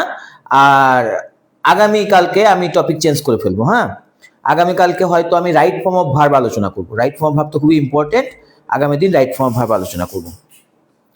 আচ্ছা, এখানে এখন হ্যাঁ, অনেকে আমাকে সালাম দিয়েছেন, তো আমি যেহেতু সময় কম সরাসরি ক্লাসে যাব। তার আগে একটু বলে রাখি, আগামীকালকে আমাদের রিভিশন ব্যাচের আর কি, রিভিশন অ্যান্ড সাজেশন ব্যাচের ক্লাস শুরু হবে। আচ্ছা, আগামীকালকে আমাদের এই রিভিশন সাজেশন ব্যাচের ক্লাসের সময় নির্ধারণ করা হয়েছে প্রতিদিন 9:30, মানে আগামী দিন শুরু হবে। তো এখনো যারা ভর্তি হন নাই, চাইলে ভর্তি হয়ে কালকে থেকে ক্লাস শুরু করে দিতে পারেন। তাহলে আসেন আমরা আজকে ক্লাসটা করি। তো খুবই সুন্দর কিছু প্রশ্ন আমি চয়েস করছি, এগুলো এখন সলভ করে দিব অনেক সুন্দর টেকনিকে। খুবই কম সময়ের মধ্যে আপনারা এগুলো করতে পারবেন, খুব সুন্দর সুন্দর কৌশল আছে। তো আপনারা এই মূল্যবান ক্লাসটা আপনাদের টাইম লাইনে অবশ্যই রাখবেন। যারা এখনো শেয়ার দেন না, একটু শেয়ার দিয়ে দেন। আচ্ছা, তাহলে আমাদের প্রথম ভয়েস দেখেন, 1 নাম্বার, গিভ দা ওয়ার্ডার। বাক্যটি সঠিক পরিবর্তিত ভয়েস হবে, কোনটা হবে? আচ্ছা, প্রাইমারি সহকারী শিক্ষক পরীক্ষা 3য় ধাপ 2023, এবং এটা 2013 সালে আসছিল। আচ্ছা, তাহলে গিভ দা ওয়ার্ডার, তাহলে খেয়াল করেন ইম্পারেটিভ বাক্যে একটা লেট আসবে, অবজেক্টটাকে সাবজেক্ট করব, লেট দা ওয়ার্ডার। আচ্ছা, একটা বি তো লাগবেই ইম্পারেটিভ বাক্যে, আর মূল ভাবে পিপি গিভেন। এটা হচ্ছে আমাদের উত্তর। কিন্তু আমরা সবার আগে খুঁজবো এই যে ভার্বটা, যে ভার্বটা দিয়ে শুরু হয়, এই ভার্বের তো পিপি হবে, সামনে একটা বি বসবে, বি গিভেন। বি গিভেন আমার লাগবে ইম্পারেটিভ বাক্যে, বি পিপি তো লাগবেই। তো আগে দেখবেন যে বি গিভেন কয়বার আছে, বি গিভেন দেখে অপশন কমায় ফেলবেন। আচ্ছা, তাহলে এখানে দেখেন বি গিভেন নাই, এটা বাদ। এখানে বি গিভেন আছে, এটাই সব উত্তর হবে। এখানে দেখেন বি গিভেন নাই, এখানে দেখেন বি গিভেন নাই। এত কিছু কিন্তু আপনার লাগবে না, এটা হলো আমাদের পুরা নিয়ম। আর শর্ট নিয়ম দেখেন, এই যে ইম্পারেটিভে বি লাগবে, পিপি লাগবে, তো বি গিভেন দেখেন একবার, এটাই উত্তর। ওকে, এবার আসেন ফরচুন ফেভার্স দ্য ব্রেভ।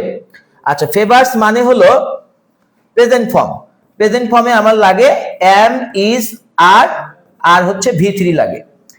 তো এবার দেখেন অ্যামিজারের মধ্যে কোনটা লাগবে, এই অবজেক্টের দিকটা দেখে নেন। দা ব্রেভ, দা ব্রেভ মানে সাহসীরা, সাহসীরা। এটা যারা রেগুলার পড়াশোনা করেন তারা জানেন, অ্যাডজেক্টিভের আগে দা দিলে প্লুরাল হয়। The plus adjective, the plus adjective সমান সমান প্লুরাল কমন নাউন, সমান সমান প্লুরাল কমন নাউন। আচ্ছা, এটা কেন বললাম? এখানে দেখেন ইজ ফেভার্ডও কিন্তু আছে, কিন্তু আমার লাগবে কি আর ফেভার্ড। দা ব্রেভ মানে সাহসীরা, এটা প্লুরাল হয়ে গেছে, এই যে আর ফেভার্ড হবে উত্তর, উত্তর হবে খ। আর এগুলো হ্যাশ শ্যালবে এগুলো আগেই বাদ যাবে, এগুলো তো কোনো বেল নাই। এখানে এই যে ইজ ফেভার্ড আর ফেভার্ড, তো অনেকে এই যে এখানে ইজ ফেভার দিয়ে ফেলতে পারে, দা ব্রেভ যে প্লুরাল না চিনলে এটা সমস্যা হবে, এই জন্য এখানে আমাদেরকে চিনতে হবে দা ব্রেভ হচ্ছে প্লুরাল, তাহলে আমাদের দিতে হবে আর ফেভার্ড। আচ্ছা, আমাদের এখানে অনেকেই সঠিক আনসার দিয়েছেন। বাহ, রুকাইয়া হাসিন একদম পুরো বাক্য লিখে ফেলেছেন। তো আমি যেটা বলতে চাচ্ছিলাম সেটা হচ্ছে যে আপনারা কিন্তু আপনাদের মতো করে উত্তর দিতে থাকেন। আমি সবগুলো এখন পড়তে পারতেছি না, কারণ দেখেন সময় কম। আমি পড়ি বা না পড়ি, আপনি যদি সঠিক উত্তর দেন সেটা তো আর ভুল হয়ে যাচ্ছে না, আপনি পারলে ওটা আপনারই থাকতেছে। তাহলে আমি কমেন্ট পড়লাম কি পড়লাম না এটা ব্যাপার না, আপনি আপনার মতো করে উত্তর দিতে থাকেন। আচ্ছা, এবার দেখেন do not hate the poor. Do not hate the poor, তো এক কাজ করি, এই যে মূল ভাবকে বলেন হেট। আচ্ছা, মূল ভাবের আগে একটা বি লাগবে আর এই যে হেটেড লাগবে। ইম্পারেটিভ বাক্যে কিন্তু এটা টেকনিক, ইম্পারেটিভ বাক্যে ভার্বের আগে একটা বি লাগে আর পিপি লাগে, বি হেটেড। তা আমরা দেখি বি হেটেড কয়বার আছে। আচ্ছা, এখানে বি হেটেড আছে। আচ্ছা, ওটা আমরা পরে দেখবো যে আরো আছে কিনা। এখানে বি হেটেড নাই, এখানে বি হেটেড নাই কিন্তু। তাহলে আমার উত্তর খর মধ্যে আছে। তাহলে দেখেন এখানে let the poor not be hated বলা আছে, তো এটা নেগেটিভ বাক্য। তো নেগেটিভ বাক্যে নটটা কিন্তু এত দূরে বসে না, একদম লেট নট দিয়ে শুরু হয়। উত্তর হবে কি ক। 3 ক ইতিমধ্যে আমরা অনেকগুলো আনসার পাইছি, মাশাআল্লাহ মাশাআল্লাহ, অনেকগুলো আনসার আমরা পেয়ে গেছি 3 ক। তো এবার আসেন আমরা এটাতে আসি, এটাকে বলে রিফ্লেক্সিভ। আচ্ছা, রিফ্লেক্সিভে আপনাদের আজকে একদম মজার টেকনিক দিব, সেটা হলো যে রিফ্লেক্সিভ আপনি প্রশ্ন পড়তে পড়তে উত্তর হয়ে যাবে। কিভাবে হবে খেয়াল করেন। এই রিফ্লেক্সিভে এই হারসেলফ কে বলেন তো? এই শি। তাহলে এই হারসেলফ মানেই কিন্তু শি। তাহলে রিফ্লেক্সিভে সাবজেক্ট কোনো পরিবর্তন করতে হবে না। ওকে, রিফ্লেক্সিভে সাবজেক্ট পরিবর্তন করতে হবে না আপনাকে। আচ্ছা, আর একটা আমাদের এতদিনের অভিজ্ঞতায় আমরা দেখছি এখানে রিফ্লেক্সিভে এর পরে প্রেজেন্ট ফর্ম থাকে আর কি থাকে, পাস্ট ফর্ম থাকে। প্রেজেন্ট ফর্ম আর পাস্ট ফর্ম এই দুটাই থাকে। তা আপনি কি করবেন, প্রেজেন্ট ফর্ম থাকলে সাবজেক্টের পরে অ্যামিজার নেবেন, আর পাস্ট ফর্ম থাকলে কি নেবেন, অজয়ার নেবেন। তাহলে যেমন ধরেন এখানে প্রেজেন্ট ফর্ম আছে, তাহলে আপনি শির সাথে অ্যামিজারের মধ্যে কোনটা নেবেন, ইজ, তারপরে এটা একদম পিপি করে ফেলবেন, ফ্যান্ড, আর একটা বাই যোগ করে দিবেন, মানে একদম এক সিরিয়ালে রিডিং পড়ে যাবেন। She is ফ্যান্ড by herself. আরেকটা দেখাচ্ছি, মনে করেন আছে she killed herself, she killed herself, মনে করেন এটা আছে হি কিল্ড হারসেলফ। তাহলে আপনি রিডিং পড়েন, শি থাকবে, কোনো কিন্তু এলোমেলো নাই, প্রশ্ন পড়ার সময় উত্তর বলে ফেলবেন।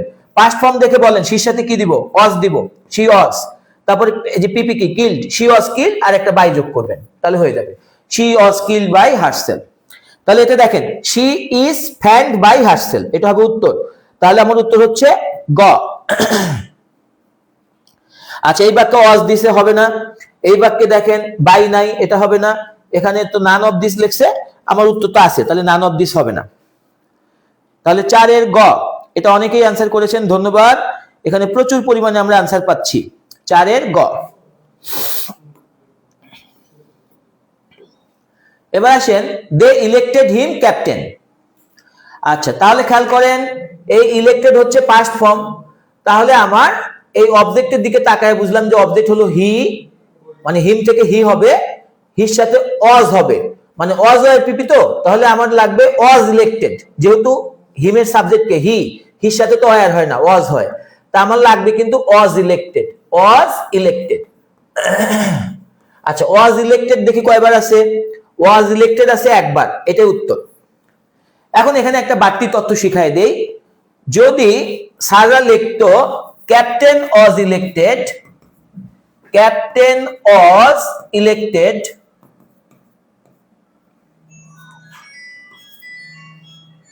By him, captain was elected by them.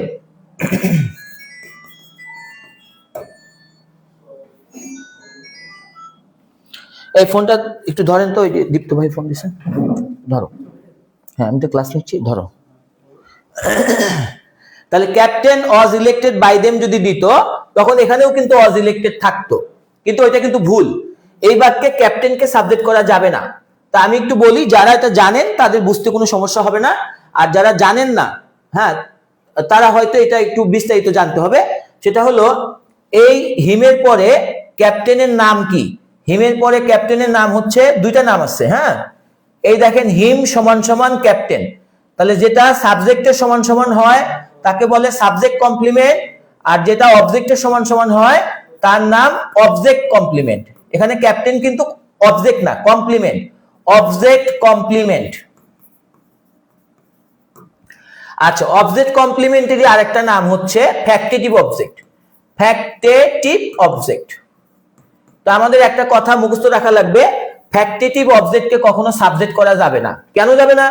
কারণ এটা একটা কমপ্লিমেন্ট, কমপ্লিমেন্টকে কখনো সাবজেক্ট করা যায় না। তো এটা বাড়তি তথ্য দিয়ে রাখলাম। কিন্তু আমাদের দেখেন এই প্রশ্নে ওয়াজ ইলেক্টেড কয়বার আছে? একবার। তাহলে এত কিছুর দরকার নাই, কিন্তু জেনে রাখা ভালো।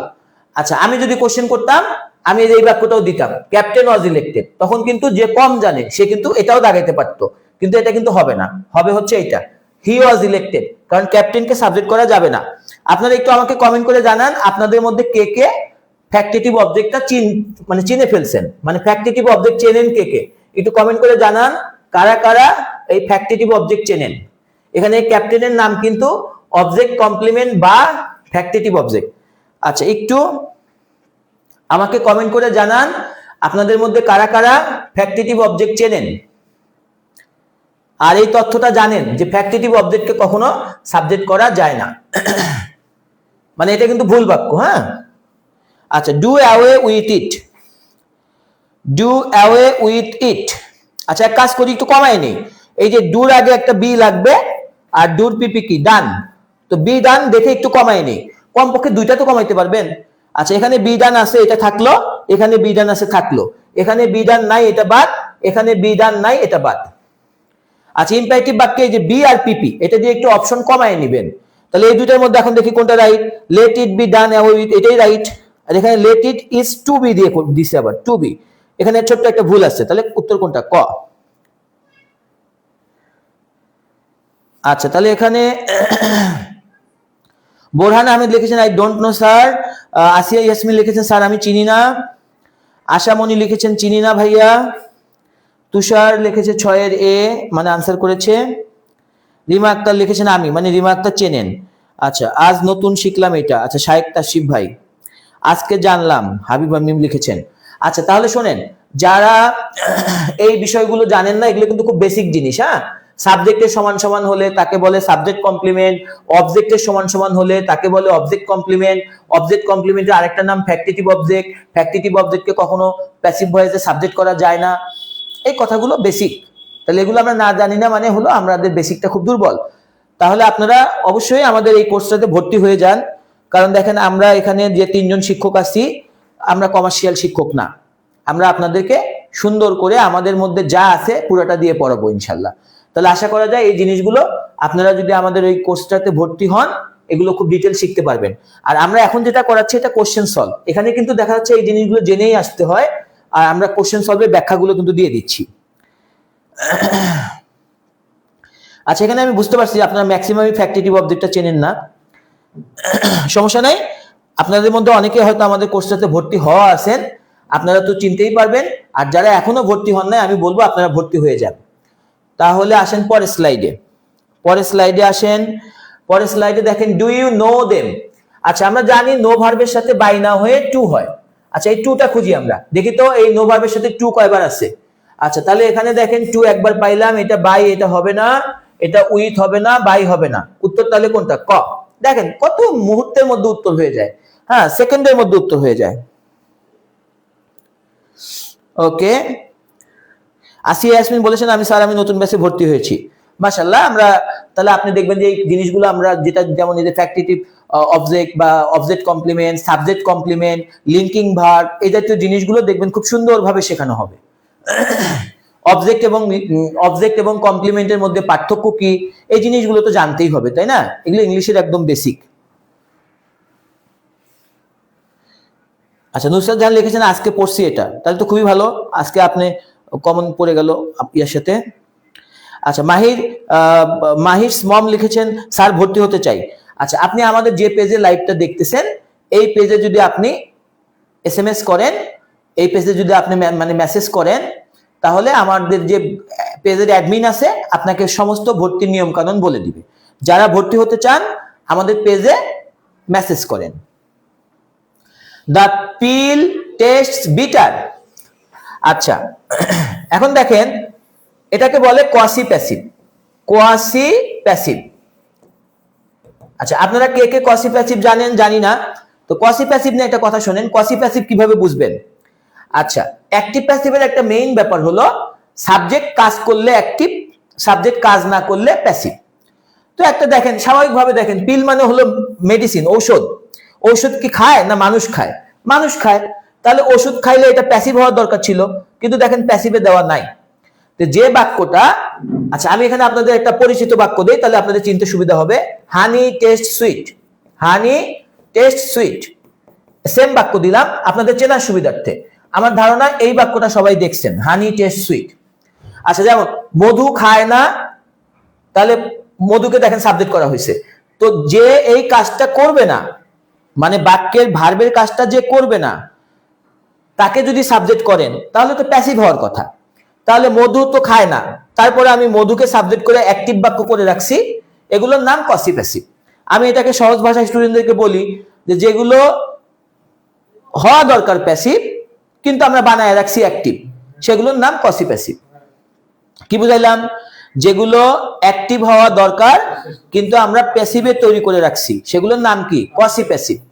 ওকে, তাহলে দেখেন পিল কিন্তু খায় না, পিলকেই খাওয়া হয়। আচ্ছা, এগুলো গঠনগতভাবে অ্যাক্টিভ কিন্তু অর্থের দিক থেকে এগুলো প্যাসিভ, এগুলোকে বলে কোয়াসি প্যাসিভ। আচ্ছা, কোয়াসি প্যাসিভে সাবজেক্ট চেঞ্জ করা যায় না। ওকে, চেঞ্জ করলাম না, দা পিল। আচ্ছা, তারপরে দেখেন এই টেন্স অনুযায়ী একটা ইজ দিলাম, the pill is tasted bitter. Tasted bitter.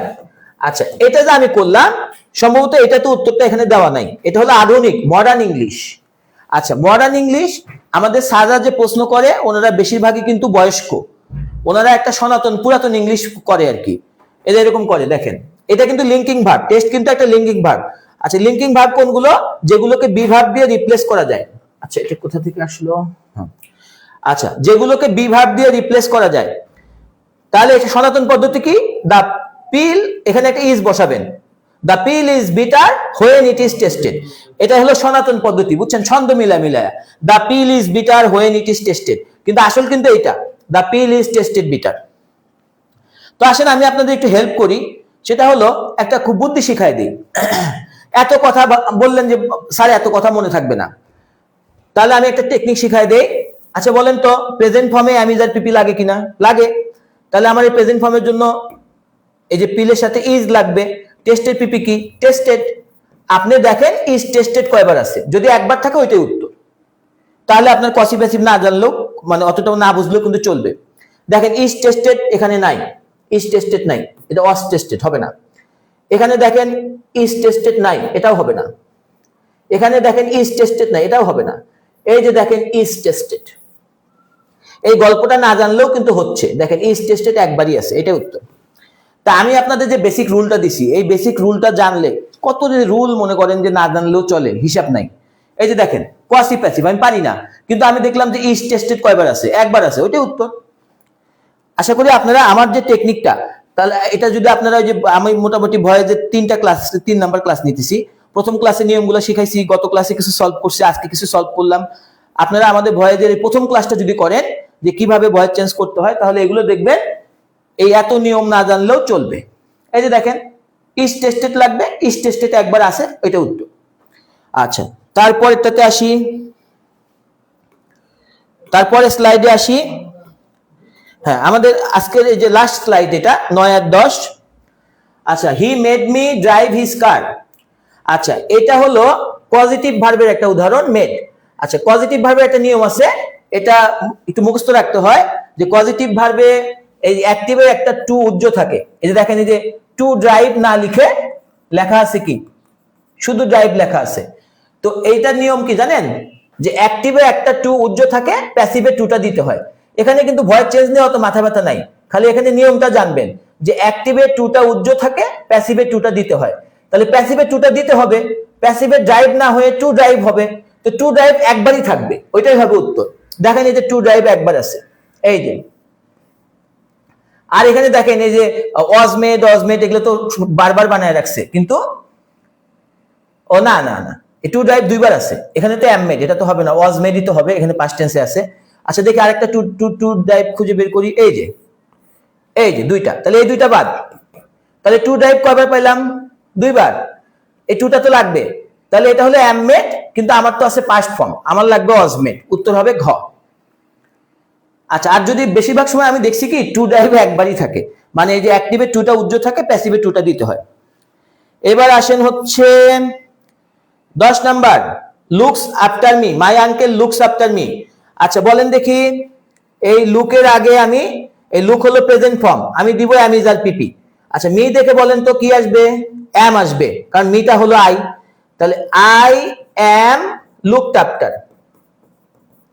আচ্ছা ওগুলা পরের জিনিস, অ্যাম লুকড খোঁজেন, দেখেন অ্যাম লুকড কয়বার আছে। আচ্ছা এখানে আছে অ্যাম এর পরে লুকড, লুক নাই লুক, তাহলে এটা কাটা। এখানে অ্যাম এর পরে লুকড আছে, আচ্ছা আগেই না দেখায় দেখে আর আছে কিনা, যদি আর না থাকে এটাই উত্তর। এখানে ওয়াজ লুকড হবে না, এখানে অ্যাম এর পরে বিং দিয়ে ফেলছে, এটাও হবে না, তাহলে উত্তর কোনটা? খ। আসলে ভয়েস চেঞ্জে এত ডাইনে বামে এত কিছু দেখতে হয় না।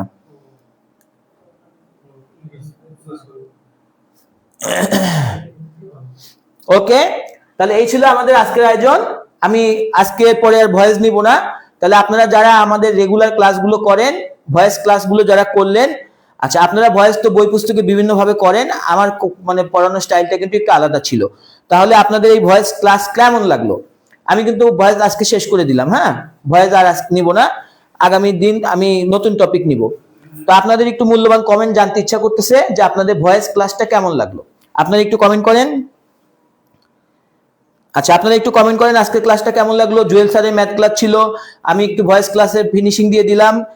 আচ্ছা কেমন লাগলো আজকের ভয়েস গুলো একটু কমেন্ট করে জানান। এই যে রহিমা এটা লিখেছে অনেক ভালো ভাইয়া, তারপরে হচ্ছে সুজন ভাই লিখেছেন ভয়েস চেঞ্জও নো ভয়, ভয়েস চেঞ্জে নো ভয় মানে কোনো ভয় নাই, গুড। তারপরে আসেন কামরুজ্জামান ভাই লিখেছেন 10-এর বি। নাজমা খাতুন লিখেছেন পানি পানি পানি। আচ্ছা তারপর মোহাম্মদ সর্দার লিখেছেন ভালো sir. Borhan Ahmed very nice sir. Nadira Khatun লিখেছেন ভেরি নাইস স্যার। শাহিন মিয়া লিখেছেন আলহামদুলিল্লাহ। আল মামুন স্যার আপনার ভয়েস ক্লাসটা অনেক সুন্দর, ধন্যবাদ ভাই আল মামুন ভাই, অসংখ্য ধন্যবাদ। হ্যাঁ মানে ভয়েস ক্লাসটা আসলে এভাবেই করতে হয়, এমসিকিউ গুলা। ছায়াবিথি লিখেছেন আলহামদুলিল্লাহ। আচ্ছা মহিদুল মন্ডল আনসার লিখেছেন আলহামদুলিল্লাহ ভালো। সুরমা খানম লিখেছেন স্যার আপনার নিয়ম খুবই সহজ, রাইট রাইট। ভয়েসটা কিন্তু আসলে মানে আমি যেটা করে এটা ইউনিক, মানে আমি জানি যে এইভাবে আর কেউ করায় না, কিন্তু এটা কিন্তু আসলে ভয়েসের অরিজিনাল রুল, এভাবেই কিন্তু ভয়েস তৈরি হয়। আচ্ছা তারপরে হচ্ছে আলহামদুলিল্লাহ, অনেকে লিখছেন পানি। তারপরে সুমাইয়া জামান লিখেছেন আলহামদুলিল্লাহ স্যার। সাহেবিদি লিখেছেন থ্যাংক ইউ স্যার। রুমা লিখেছেন অনেক ভালো স্যার। আচ্ছা ইংলিশ ক্লাস এক্সেলেন্ট ভাইয়া। তারপরে হচ্ছে তাসনিম রুফিদা লিখেছেন অনেক ভালো স্যার। আমাদের স্যার মানে হচ্ছে বস, বস আসলেই বস।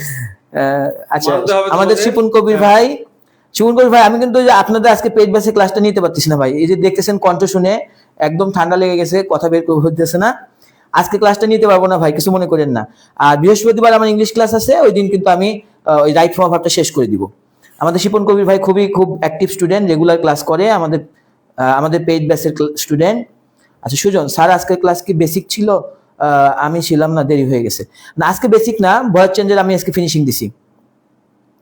আচ্ছা এই সুমন সাথী লিখেছেন যে ভাই আপনারা সবাই আগুন, সব সাবজেক্টের আগুন। আচ্ছা মানে এটা একটা খুব ইম্পর্টেন্ট কথা, আমি আসলে চেষ্টা করি, কিন্তু এটা আমাদের জুয়েল স্যার কনফিডেন্সের টিচার, এক্স কনফিডেন্সের টিচার, সারা বাংলাদেশে ক্লাস নেওয়ার অভিজ্ঞতা। দীপ্ত স্যার অনলাইনে আমাদেরও আগে থেকেই অ্যাক্টিভ। দীপ্ত স্যারের দেখা যাচ্ছে যে অনেক ফ্যান ফলোয়ার। তো আমার মনে হয় যে আপনারা যারা আমাদের সাথে যুক্ত আছেন এবং ভবিষ্যতে যুক্ত থাকবেন, কেউ হতাশ হবেন না, ইনশাআল্লাহ হতাশ করব না, ইনশাআল্লাহ আপনারা হবেন না, আমরা করবো না ইনশাআল্লাহ। ইনশাআল্লাহ। দীপ্ত ভাই কি লিখছে ভাই আসেন, ভাই আসেন, আজকে আমরা রেখে দেই। আর আপনাদের কি কি টপিকস লাগবে অনেকক্ষণ আপনারা দাঁড়িয়ে জানাই দেন, এবং কেমন লাগতেছে সবাই অবশ্যই বলবেন। আমরা আজকে দীপ্ত ভাই লিখছে ও ইংলিশের বস আসেন। আচ্ছা তাহলে সবাইকে বলবো যারা এখনো ভর্তি হন নাই, আগামীকাল থেকে কিন্তু আমাদের ক্লাস, আমাদের এই সাজেশন এন্ড রিভিশন ব্যাচে আগামীকাল থেকে ক্লাস। আপনারা মনে করেন যে দেখলেনই তো যে কিছু জিনিস একটু মনে হয় ডিটেল জানা দরকার আপনাদের। আমরা তো এখানে কোশ্চেন সলভ করতেছি, কারো কারো বেসিকে একটু দুর্বলতা আছে। প্রাইমারি কিন্তু আপনার বেসিকের উপর হয়, যার বেসিক ক্লিয়ার তার প্রাইমারি ক্লিয়ার। এখানে কিন্তু আহামরি কোনো অনেক বেশি কিছু জানতে হয় না। হ্যাঁ, আচ্ছা, এই যে আমরা দেখেন এখনো 100 মানে আমাদের ক্লাস কিন্তু শেষ, 130 জন ভাই বোন এখনো আমাদের লাইভে আছে। তার মানে আমরা বুঝতে পারি যে এই ক্লাসগুলো আপনারা কতটা আগ্রহ নিয়ে দেখেন। আচ্ছা, আমাদের কিন্তু ছাড়তে ইচ্ছা করে না। হ্যাঁ, তো ভালো থাকেন, সুস্থ থাকেন, আজকে এই পর্যন্তই। আসসালামু আলাইকুম। আসসালামু আলাইকুম।